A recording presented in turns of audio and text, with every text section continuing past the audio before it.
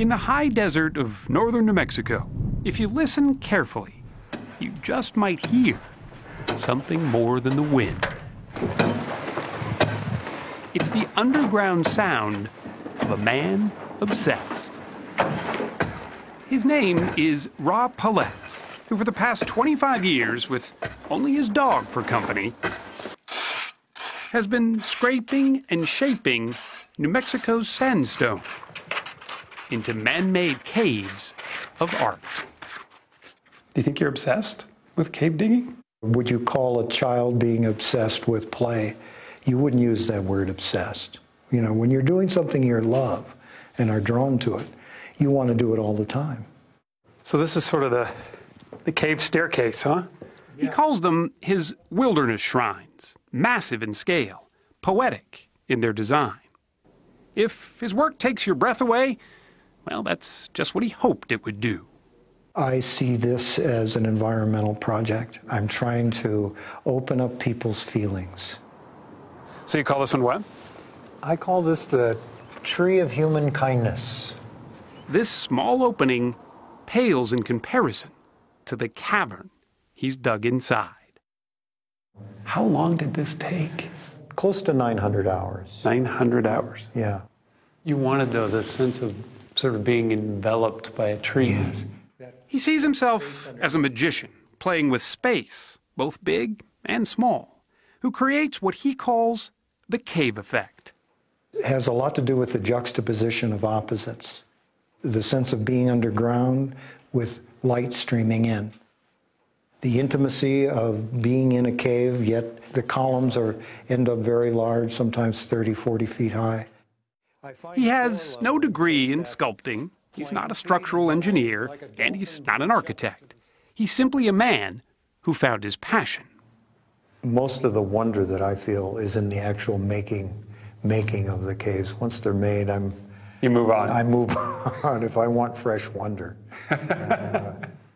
He's found that fresh wonder digging about a dozen caves so far, most commissioned by nearby residents who want a piece of livable art.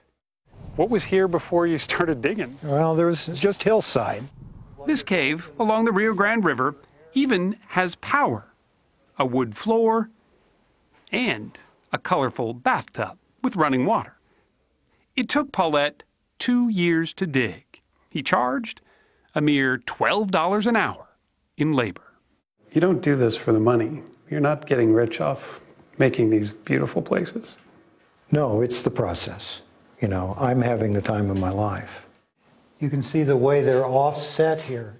Amazingly, Rob Paulette's designs have been largely unnoticed. Until recently, that is. I use only hand tools, shovels, mattocks, scrapers. A documentary filmmaker heard of the caves and spent 3 years following Paulette as he dug.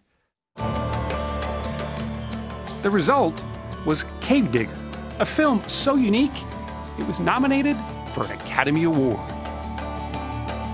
I'm in the big time now, so Suddenly, Rob Paulette was a caveman with a following. So I take it in your career as in real estate, you've never really had to sell caves before. This is definitely a first. Realtor Tom Abrams is now selling 2 of Paulette's caves, along with the 200 or so acres around them, for close to $1 million. But Paulette won't see any of that money. It all goes to the seller. Does it ever get lonely up here, doing all this work? you know, I'm never lonely. He agreed to show us his latest project. This is the largest thing I've ever done. He calls it his magnum opus. I'm taking all the things that I've learned in all the other caves over the years and finally getting an opportunity to experiment with gilding the lily. His plan is not only to just carve, but paint these sandstone walls, creating what he hopes will be a healing retreat, a community gathering place, complete with a waterfall. Half this room is going to be a pool. Oh my God. And there'll be seating around the bottom. At 67, he'll be well into his 70s before he shares this cave with the world. He hopes those who come here will find in its solitude what Ra Palette already has, a sense of peace and purpose. If there was one simple thing you wanted people to take away from being in one of your caves, what would it be? At least a moment or a length of time in which they had a deeper feeling and deeper understanding of themselves and life.